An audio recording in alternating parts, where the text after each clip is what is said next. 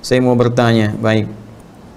Misal seorang punya uang yang mana lebih diutamakan berinfak atau bersedekah ke keluarga atau membayar utang riba. Terima kasih untuk jawabannya Ustaz Adidayat Official. Semoga Allah muliakan kepada Anda sekali lagi dan berikan bimbingan kepada kita untuk mencari solusi yang terbaik. Pertanyaan singkatnya, kalau kita punya uang, rizki yang Allah titipkan kepada kita, mana yang didahulukan, membayar utang ya dari hasil riba atau kita bersedekah ya atau berinfak ke keluarga? Teman-teman, ini sudah masuk fikih aulawiyah. Aulawiyah itu yang paling prioritas ya di antara 2 atau 3 hal atau bahkan lebih yang ada di hadapan kita. Jadi program-program kehidupan ini apa, yang paling prioritas yang mana, itu masuk dalam fikih aulawiyah. Dalam hal ini kita akan lihat bahwa membayar utang itu hukumnya wajib. Ingat ya, membayar utang hukumnya wajib. Ingat, jangan enak minjamnya saja, begitu sudah mau bayar nggak ingat gitu kan. Ini persoalan. Jadi kita siapkan baik-baik, pahami hukumnya. Membayar utang itu hukumnya apa? Wajib. Karena itu ketika kita akan berutang dalam keadaan tertentu, kita mesti petakan dulu ya, dari kemampuan bagaimana kita mengembalikannya, dari bagaimana kita menyampaikan, membuat perjanjian dan sebagainya. Itu jelas langsung bahkan tertuang di Quran surah kedua Al-Baqarah dari ayat 282, bahkan nanti sampai ke ayat 283 sampai penutup akhirnya gitu kan, sampai pengingat dari Allah Subhanahu wa taala akan wahyu terakhir yang diturunkan. Jadi kembali satu ya, kita dari hukumnya dulu. Membayar utang hukumnya apa? Wajib. Apalagi ini hukumnya riba yang harus dibebaskan, yang harus dilepaskan sehingga terlepas dari keadaan riba. Sedangkan bersedekah ke keluarga ini, keluarga ini dibagi 2, keluarga pokok yaitu istri dan anak-anak gitu kan. Ini yang disebut dengan nafkah. Nafkah itu masih seakar dengan kata infak yang nanti kita akan bahas.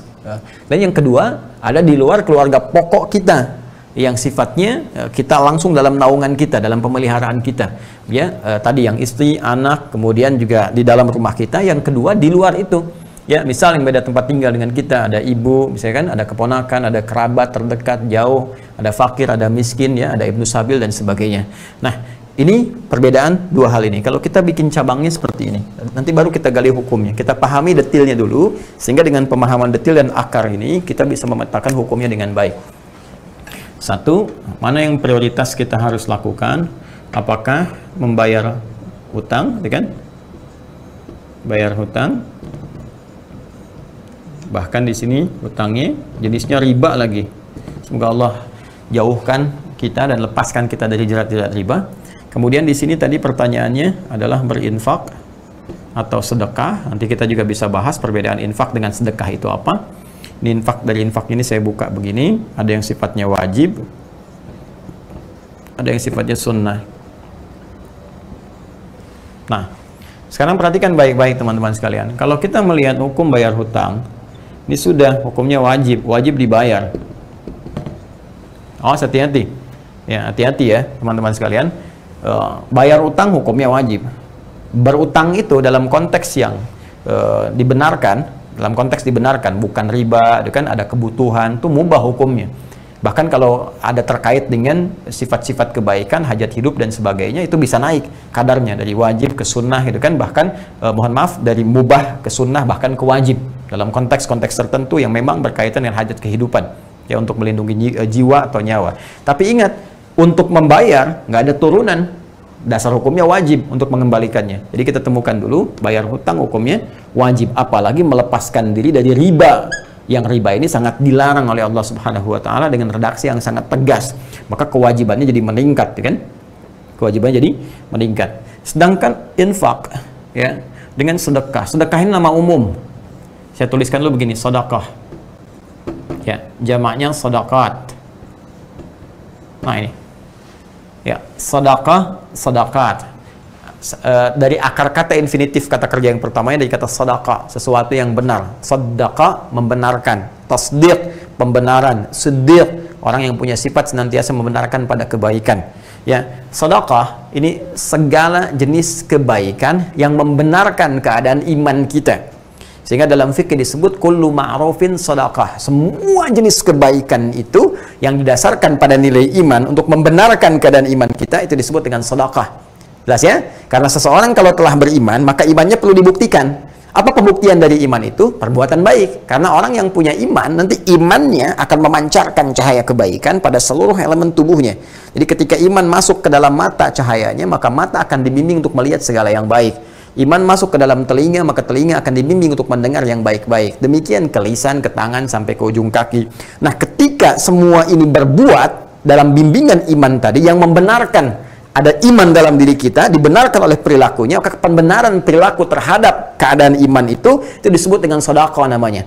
Ya, perbuatannya sifatnya disebut dengan sedekah. Jadi kenapa disebut dengan sedekah? Karena terjadi perbuatan-perbuatan baik yang membenarkan keadaan imannya. Karena itu dalam kaidah fikih disebutkan kullu ma'rufin sedekah. Setiap jenis kebaikan yang bersumber dari iman seseorang itu disebut dengan sedekah. Jika perbuatannya bukan cuma 1, 2, 3, 4, 5 banyak, maka dijamakkan jadi sedekah. Ya, di sedekah ini nama umum. Salat itu masuk sedekah karena perbuatan baik membenarkan iman kita. Karena salat dibuka dengan kalimat iman, alladzina yu'minuna bil ghaib wa yuqimunas shalah. Zakat sedekah, ya, sedekah. Kenapa? Karena dengan berzakat membenarkan perintah iman yang disampaikan oleh Allah kepada kita. Wa aqimus shalah wa atuz zakat, dirikan salat, tunaikan zakat. Ketika berzakat itu sedekah. Makanya perintahnya kata Allah, khudz min amwalihim sadaqah. Ambil dari harta mereka yang telah masuk nisabnya, masuk haulnya, ambil dari harta mereka sedekah untuk zakat. Di zakat dinamakan dengan sedekah langsung dalam Al-Qur'an. Ya, tutahhiruhum wa tuzakkihim biha. Bahkan ketika dikeluarkan, yang nerima kan 8 golongan. Jadi ketika kita punya harta diberikan, makin banyak yang nerima, sedekahnya dijamakkan jadi sedekah. Buka Quran surah 9 At-Taubah di ayat ke-60. Innamas shadaqatu. Sungguh zakat itu, kenapa kok perbuatannya zakat tapi dinamakan pembagian dengan sedekah? Karena dia membenarkan keadaan iman dan mengandung nilai-nilai kebaikan yang banyak bagi beberapa kalangan, yaitu 8 golongan utama. Innamas shadaqatu lil fuqara wal masakin wal 'amilina 'alaiha wal mu'allafati qulubuhum wa fir riqab wal gharimin wa fi sabilillah wa ibnis sabil. 8 golongan. Ya, karena banyak maka disebut dengan apa? Sedekah. Termasuk infak pun ini bagian dari sedekah. Jadi sedekah itu nama umum. Ya, sedekah nama apa? Nama umum. Pemberian materi dari segi materi sifatnya, ya. Materi, bukan ide, bukan apa. Jadi nggak ada infak ide. Ya, ya, semacam singkatan infak itu disingkat dengan nafkah, dari nafkah. Ini kan dari anfaqa yunfiqu. Ya, orang kita menyikat dengan nafkah. Ya, nafkah itu dari kata infak asalnya. Ya, nafkah. Nah, nafkah itu pemberian, teman-teman sekalian. Itu suka ada yang mengatakan kan ini ya, nafkah batin, nafkah zahir. Sebenarnya kalau dalam istilah kita ambil ke hukum syariat, nafkah batin itu nggak ada karena sifatnya bukan pemberian materi gitu kan. Jadi ada nafkah zahir, nafkah hal-hal materi yang diberikan. Nah, dalam konteks infak ini dia dibagi dua karena pertanyaan Anda tadi jenis sedekahnya infak. Pertama adalah infak wajib yang diberikan kepada anggota keluarga pokok yang dalam naungan, ya. Baik naungan tanggung jawab dia dalam keseharian, untuk makannya, untuk kehidupannya, sandangnya, pangannya, papannya, dan sebagainya. Ini disebutkan di Quran surah keempat An-Nisa, ya, di ayat ke-34 di mushaf standar paling kiri sebelah atas. Ya, Allah berfirman, "Ar-rijalu qawwamuna 'alan nisa bima faddalallahu ba'dahum 'ala ba'din wa bima anfaqu min amwalihim." Itu ayatnya. Ya, para lelaki, para suami diberikan oleh Allah Subhanahu wa taala kelebihan terhadap istrinya dalam bagian tertentu. Nanti istri pun diberikan oleh Allah pada bagian yang lain untuk saling melengkapi. Nah, ada beberapa bagian yang memang perangkatnya didesain untuk laki-laki saja. Nah, jadi jangan diambil oleh perempuan, ini bisa tertukar, berbahaya nantinya. Pun demikian ada nanti kelebihan diberikan pada perempuan yang laki-laki nggak bisa memegang itu. Ya, apa di antara perangkat yang diberikan kepada laki-laki? Kata Allah, jiwa kepemimpinan untuk memimpin dalam kehidupan rumah tangga. Maka nanti ada kewibawaannya, mungkin sifat tegasnya dan sebagainya dimiliki laki-laki. Nah, jadi jangan diambil peran itu. Nah, jadi jangan sampai ada istilah misalnya istri pemberani dan para suami takut istri misalnya. Itu tidak dibenarkan dalam keadaan demikian. Sehingga jangan sampai terjadi lagi ada kisah, walaupun mungkin kisah ini hanya canda-canda saja, tapi nampaknya tidak tepat untuk dijadikan proses dalam beraktivitas, dalam berkehidupan, berkeluarga. Ya, siapa di tempat ini yang takut sama istrinya, ambil sebelah kanan, kata Pak RT. Yang tidak takut, ambil sebelah kiri. Maka semua ke kanan. Ya, semua ke kanan. Cuman satu orang yang ke kiri, gitu kan? RT-nya bingung, karena RT pun takut juga sama istrinya. Dia di kanan gitu kan.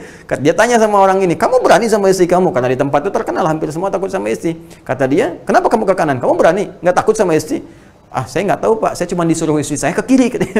Jadi ini menunjukkan bahwa ada bagian yang sama. Nah, ini tidak dibenarkan. Yang ada adalah berpartner bersama-sama dalam kebaikan. Ya, nah ini menata dalam kehidupan rumah tangga, suami jadi nakhada, tapi juga tidak bisa otoriter. ya ada bagian-bagian tertentu berdiskusi, mengambil pendapat bersama-sama dan memutuskan dan menjadi juru bicara dalam keluarga pada suaminya.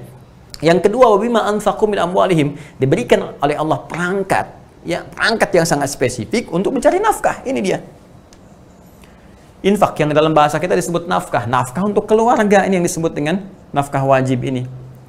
Ya, keluarga. Nanti diberikan perangkatnya pada setiap suami laki-laki. Bedanya apa nanti dengan perempuan yang bekerja misalnya? Nah, laki-laki ini sifatnya mengikat, wajib dia. Ya, diberikan perangkat oleh Allah sepanjang punya kemampuan, kan, kemudian fisik baik, tidak ada kendala, nggak ada uzur yang lain, dia beraktivitas. Dan setiap dia bekerja, tetes keringatnya, Allah berikan dia rizki. Rizki ini berapapun yang dia dapatkan akan dicukupkan untuk jumlah keluarganya. Bisa keluarganya ada 5 bahkan, walaupun dapatnya cuma 500.000 misalnya, ya per bulan, ini Allah cukupkan.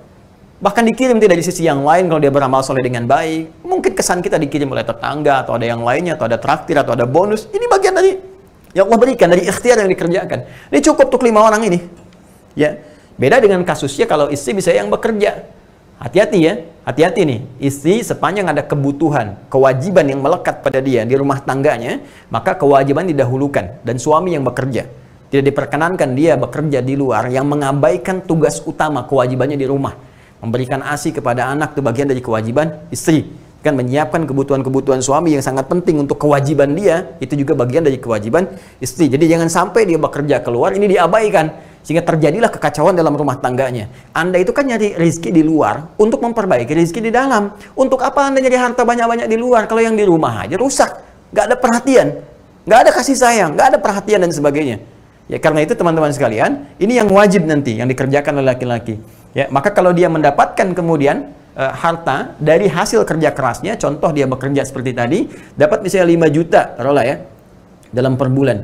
Maka apa yang harus dia lakukan? Dia cukupkan dulu kemudian untuk memberikan nafkah wajib bagi keluarganya. Ini poinnya teman-teman sekalian, yang ingin saya sampaikan. Jelas ya? Nah, ini poinnya. Jadi, berikan dulu kebutuhannya ke sini. Cukupkan, untuk kebutuhan ini apa, kebutuhan ini seperti apa, dan sebagainya. Taruhlah yang terpakai misalnya ada 3 juta rupiah, kan? Nah, maka ada lebihnya 2 juta. 2 juta ini dihadapkanlah kemudian pada satu keadaan. Keadaan ada kewajiban nih hukumnya untuk membayar utang ini. Lalu ada keinginan untuk berinfak. Nah, pada aspek yang ini, yang sunnah. Mana di antara yang sunnah ini? Misal, ada di Quran, surah kedua Al-Baqarah, yang spesifik deh. Di ayat yang 215. Untuk yang ini ya. Ini paling kanan sebelah bawah, ya kan? Yas'alunaka madza yunfiqun. Mereka banyak bertanya kepadamu Muhammad sallallahu alaihi wasallam tentang apa dan siapa dalam konteks berinfak. Apa yang harus diinfakkan kepada siapa kalau kita punya untuk infak itu dalam konteks infak yang sunnah. Qul ma anfaqtu min khair. Katakan kalau kalian mau infak, pertama yang diinfakkan itu mesti dari yang baik-baik. Ya, cara didapatkannya mesti baik. Hati-hati, jangan sampai hasil korupsi dipakai infak. Hati-hati nih. Wah, supaya dosanya nggak banyak-banyak, korupsi 10 juta, 5 juta, bagi deh infak ke madrasah misalnya kan, supaya ngurangin dosa, itu nggak bisa, nggak tepat. Tetap Allah baik dan hanya menerima yang baik-baik saja. Innallaha thayyibun la yaqbalu illa thayyiba. Itu kaidah dasarnya dari Nabi SAW. Allah adalah maha baik dan tidak menerima kecuali dari yang baik-baik. Hati-hati ya, termasuk nih yang potong-potong video tanpa izin misalnya dan sebagainya, bikin sesuatu supaya banyak terus dapat penghasilan, itu nggak baik. Ya, itu nggak baik, karena ada bagian-bagian tertentu yang harus dipenuhi dalam unsur kehidupan. Nah, kalau sudah dapat dengan cara yang halal, yang baik pun, maka cari yang terbaik untuk infak. Misalnya kita punya anggaran 10.000, gitu kan? Pengen beli makanan, cari makanan yang baik. Pengen beli mainan, cari mainan yang baik. Pengen beli pakaian yang terbaik dengan jumlah uang yang kita miliki itu. Sifatnya yang terbaik. Atau bahkan pengen ngasih kotak infak besok Jumatan, maka kualitas uang pun yang berikan harus baik yang dimasukin. Jangan sampai yang kata orang India itu the kill of the kumal gitu kan, yang lecek, itu yang dimasukin. Yang keras-keras, yang bagus itu yang disimpan di dompet. Nah, perhatikan, ada dompet akhirat, dompet dunia. Maka pilih yang terbaik untuk akhirat Anda. Nah, karena itu teman-teman sekalian, untuk kesini, ketika memberikan yang terbaik, kata Allah nih, diantara yang harus Anda berikan, lil walidain, orang tua, gitu kan. Nah, ini masuk kepada infak sunnah. Ya, kemudian siapa lagi? Wal aqrabin, kerabat, ya kan? Wal yatama, anak yatim, wal masakin, orang miskin, wabnis sabil, ya kan? Dan ibnu sabil yang kehabisan bekal di perjalanan. Ini silahkan. Ini sifatnya sunnah. Tapi sangat ditekankan bagian-bagian ini, orang tua, kan? Kita berbagi dapat berapa, sisihkan setiap bulan kita berikan dalam kebaikan. Nanti akan memberikan dampak positif kepada kita. Nah, kalau ini bertemu dengan kewajiban ini, karena ini sunnah, ini wajib, maka ini yang didahulukan sifatnya. Kecuali kalau ada hal yang mendesak di sini, orang tua sangat butuh misalnya, ya ada 1 juta kita bagi 2, kan? Berikan ke sini bagian, berikan di sini sebagian. Tapi secara hukum, kalau dia tidak ada kondisi yang seperti tadi, normal sifatnya, maka ini didahulukan untuk melepaskan diri kita dari jerat riba, jerat hutang. Setelah itu kemudian kita kembalikan pada situasi normal dengan diiringi doa kepada Allah Subhanahu wa taala. Doa yang sangat spesifik diajarkan oleh Nabi sallallahu alaihi wasallam supaya diantaranya kita terbebas dari utang piutang. Ya Allah, kami berlindung kepadamu ya Rabb dari sifat malas, kami berlindung kepadamu ya Rabb dari jebakan utang dan penguasaan orang-orang yang tidak benar, qahrul rijal.